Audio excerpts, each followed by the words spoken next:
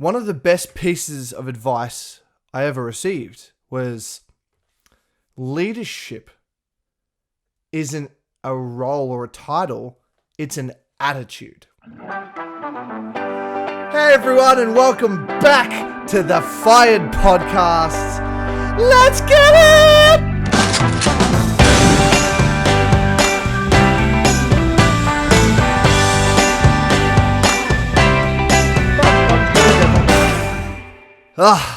Welcome back to another episode, everyone. Today's episode is special for two reasons, a little bit different. One, I'm a year older, I believe, since you would have heard the last podcast. That's crazy. Well, not a year older, but I'm now the next age. I'm 29. I was 28. Does that make sense? Okay.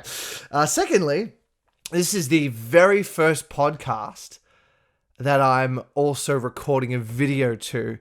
And at the time that you're now hearing this, the video will now be up on my YouTube channel. Isn't that fucking exciting? And I'm just going to look down the barrel for you and say hi. Everyone at home watching. It'd be weird if you were watching me at home. Right. That's strange. So, kicking on with it. Leadership. It's such a fucking hugely used word in our modern society. And I think it's an interesting thing because so many people, regardless of if it's a workplace thing, right? And you're like, oh, I don't have the title of leadership, so therefore I'm not going to act like a leader. I'm not going to tell people what to do. I'm not going to do this. I'm not going to do that, right? That's part of it. But I think the biggest thing is actually not to do with the workplace at all. Because the workplace isn't the only place you can take leadership or ownership. I think so many people fluffing around in their life, waiting for someone else to tell them what to do all the time. And maybe this is conditioning from the way we live, right? Think about it. When you're a kid, you're not allowed to do anything, right? You don't have your own money. You can't go and do what you want. You can't play in the street, whatever. You got to listen to everyone else's fucking rules. Your parents are essentially your boss. You have to get permission to go and do things. Can I go and hang out with Timmy? No, I haven't met Timmy's parents, so you can't.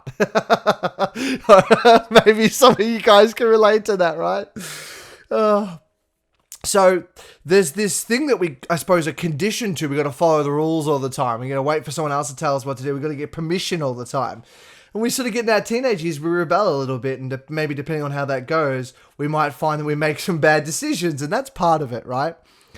And I think some people get stuck in, they go to work and they get told what to do by a boss, right? They're driving in their car and they have to follow the rules of the road, the rules of the road, right? Otherwise, the cops will fucking get them or whatever. And they continue this pattern all the way through. They do whatever their partner tells them to do in their relationship, right? They don't wear the pants, as it were, right? And I'm not suggesting that you should dominate over your partner and tell them what to do. I'm saying it's a two-way fucking street, right? But I think we allow ourselves to do this, and we allow ourselves to be programmed, right? We allow ourselves to be told what to do based on the shows that we watch, the news or the media that we consume, the shit that we read on social media, right? Whatever influencers we follow. And we tend to just let all the shit come into our fucking brains all the time. Right? And we become the follower. We don't take leadership, ownership, agency, responsibility for our fucking lives. We get caught out in something, doing the wrong thing, and we're like, and we immediately try and lie the fuck our way out of it. Okay, we can't take ownership over our own fucking mistakes. Okay? And notice that I'm saying we and our, right? I was part of this problem too, and I'm sure at times I still am. But the more and more and more that you can adopt an attitude of, well, I'm the fucking leader, I take ownership, I take responsibility, I'm in control of my fucking life, the more you start to take back the power that you just fucking given away to everyone else, and you start to bring the power back. I was going to put it in my pocket, but I'm not wearing a shirt with a pocket on it. So that's all part of it, right? That's all part of it. So you might ask yourself, well, how do I do that? Well, It starts by being very, very thoughtful and conscious and aware of all of these fucking things in your life. Don't allow decisions to be made. You decide. You make the fucking decisions. You get out your fucking journal or a notepad or whatever the fuck you've got lying around. Start writing some shit. I've got notes here all the time with me and pens everywhere so I can write shit down. You start to write a list of all the areas that you want to start taking some control in, start having more leadership in, right? I recently started doing this again with my food. You know, I used to be really strict with what I ate, probably too far to a point for too long. And then I went the other way where I was just like, couldn't be fucking bothered with anything and all this and that. Be eating takeout a lot, couldn't be bothered cooking dinner, just doing a lot of frozen meals and stuff. And it's just, I started to feel really lethargic and just crap all the time. And you don't feel good about those decisions either whenever you do it. Or at least I didn't. I felt crap. I was like, I should be doing this. And all that was just noise and frequency and fuzz in my fucking brain all the time. It wasn't helpful. So I recently started to be very conscious again and aware of, okay, well, I want to take back the control. What do I want to eat? What would I love to eat? And start writing those things down. Like I want to have more Mexican beans and rice. I really love that. You know, I want to have more of this, more of that. I want to have more fruits. You know, I want to start doing the breakfast smoothies again, all these bits and pieces, you know. And so I just put all that shit down and then started to slowly create it. And it doesn't mean you have to go out and spend hundreds or thousands of dollars on new food and new appliances or anything like that necessarily, right? But you just make one decision. Like, I'm gonna bring the breakfast smoothie back. That's one small step for man, you know? And these are the things that you do. You just take these little steps. I want to start getting control over my health again. You know, you start going for walks, right? Where I am in Melbourne, the gyms are closed, unfortunately. So it's, I'm just going to start going for walks. So I'm going to do, you know, a 45-minute strength session. Just these little bits. You just add tiny pieces, these little bits into your life. And it starts to take you more, you know, starts to take you in the right direction, give you a little bit more control, a little bit more agency, and you start to see yourself as the fucking decision maker and the leader in your own fucking life. Now, getting onto the workplace side of things, it doesn't mean that you have to overrule your fucking boss and try and become the manager and fuck everybody up, right? I'm the boss, I'm in charge now, fuck everybody. I'm not necessarily condoning that. I'm not condoning that. It's your life, right? But what I am saying is find ways, right, to become the leader. My dad gave me great nuggets of advice when I was younger that I got a lot from. There was this piece that he was actually telling one of my sisters. If you want to be in that next position, right, you want to get to that next job or that next role or whatever it is, assume the position, right? In your mind, already be there and think like that person. Like, how would that person think? And so I remember trying this, and I at the time I worked at a fast food restaurant, right? And I was one of the cashiers, and I said to one of the kitchen hands, because I kept thinking about my dad, like, assume the position. So I was like, what would the manager do? Well, he'd delegate and he'd tell, you know, he'd sort of give some people some shit to do. And I remember saying to one of the guys I saw in the warmer thing where they used to pass with the burgers to us, it was sort of dirty and stuff. And I said, if you guys aren't doing much later, or, you know, you're looking for something to do, this warmer could probably use a wipe down. And the response I got back was, you fucking focus on your job, we'll do ours, mate. And I was like, oh shit, okay, I've overstepped a line here. So just take that as a little bit of a nugget as well. Like, sometimes when you try things, it doesn't work out, and sometimes it'll take a little bit of time for other people to see you that way.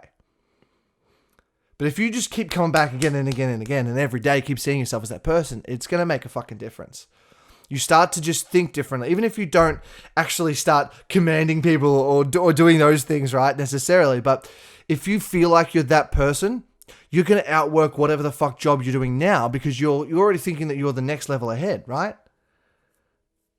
Think about how much better you're going to perform these tasks when you're the next step. When you start stepping into that, you start thinking of ways around what you do.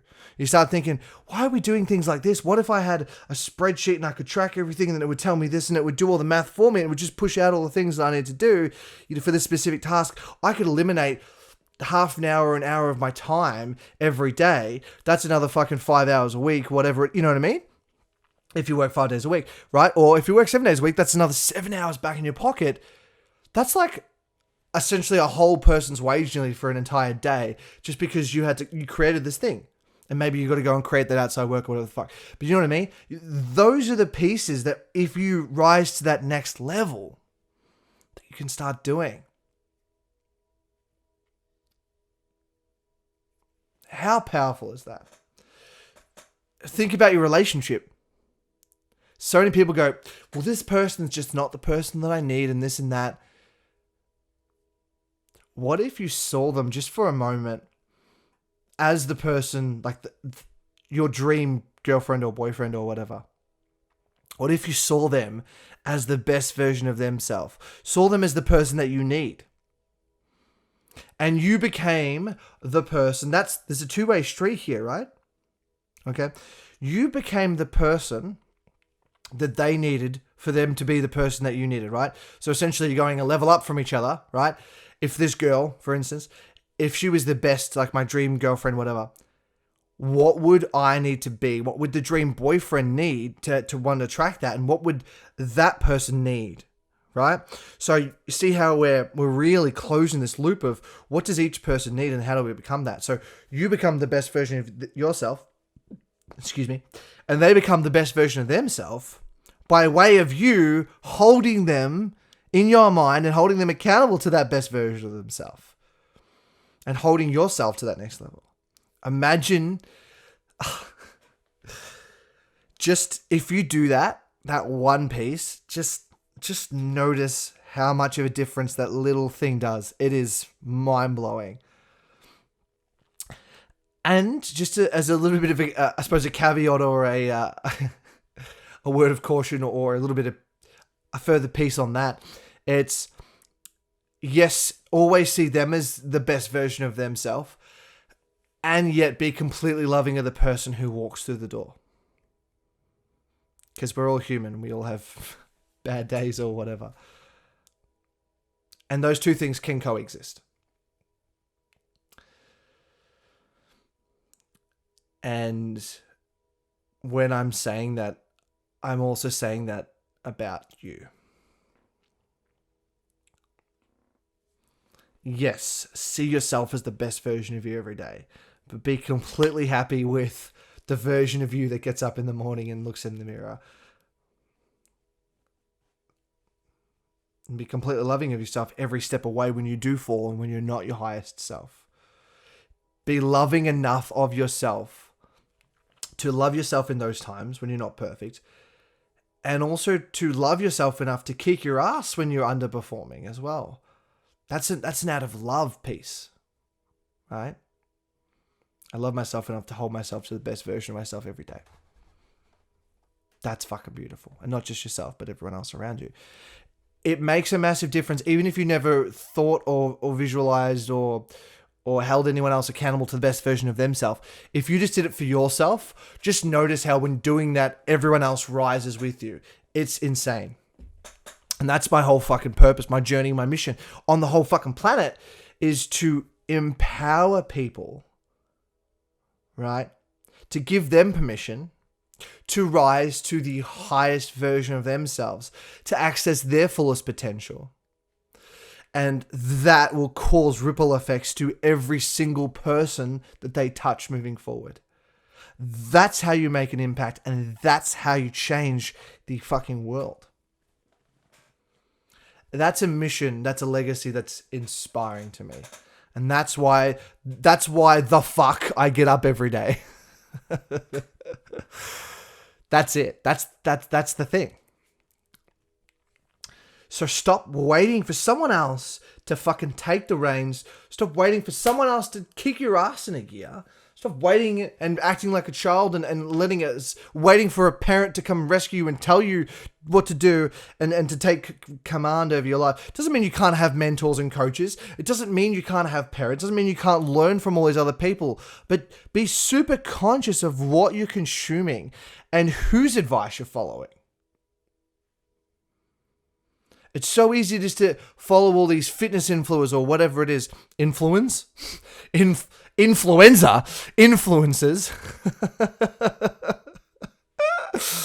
It's so easy to follow their advice without really understanding who they are. It's so easy to follow their advice and start projecting onto yourself and thinking you're not enough or you're this or you're that. It's far too easy to do that. But interestingly enough, all you really need to do is just choose a different mentor. Or just be super careful about the ones that you do choose. You know? Why have you chosen them? Just because they've got the most jackedest biceps? Well, maybe that's not the best piece for you. What are their other values like? How do they do other things? What are do they have the same kind of values as you?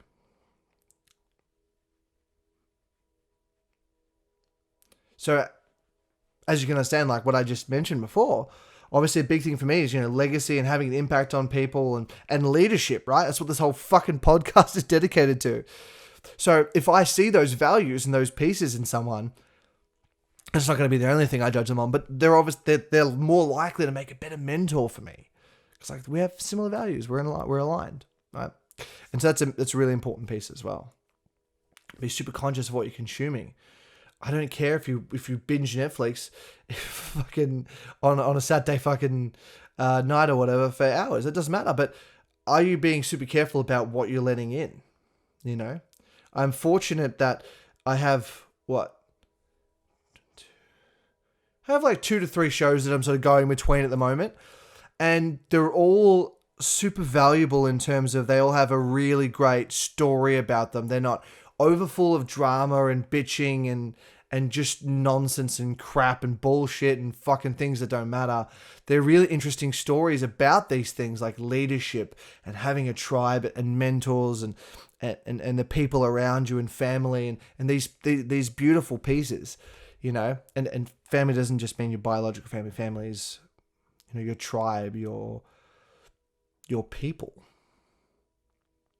And so I'm watching a lot of things that are to do with that. And I'm being very conscious of those things that I'm letting into my mind. Consciously and unconsciously. It all starts with awareness. Just take one fucking small step. Okay? One small step for man. One giant leap for maybe the rest of your life. Do a 10-minute walk around the block. Do a 45-minute, half an hour the next day, the next week. Slowly build it up until you're walking for hours and it's like nothing for you. Start just being in control of one meal. Then be in control of a whole day. Then be in control of the rest of the week.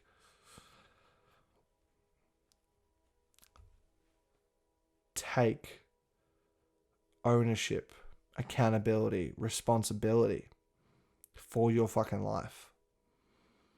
Start seeing yourself as the leader, the highest version of yourself. How would that person carry themselves? When I think about that, you'll see on the video here. If you're watching the audio, or if you're watching the audio, if you're listening to the audio, what are you fucking doing? You should watch the video too. But you'll see, even as I say that, my posture comes up. I start to spread the chest, the shoulders, everything. I start to open up a little bit more. When I think about how does the highest version of me, how would they sit? How would they feel? Sort of presence would they carry? I start to sit differently. I start to feel differently. They're the pieces. And when you stack up enough fucking pieces, it's like Lego. You have a whole fucking house. Your kingdom. So stop waiting for someone else to tell you what the fuck to do. It starts with you. You got to make a decision. Become the fucking leader in all areas of your life and just notice, just watch what fucking happens. Thanks for tuning into today's episode. And if you watched it online as well, you're a fucking sick and I fucking love you. All right. Peace. Better late than never. I guess it simply was meant to be. And it's clear for all to see. 1 and 1 makes 3 perfectly. Better late than never for you and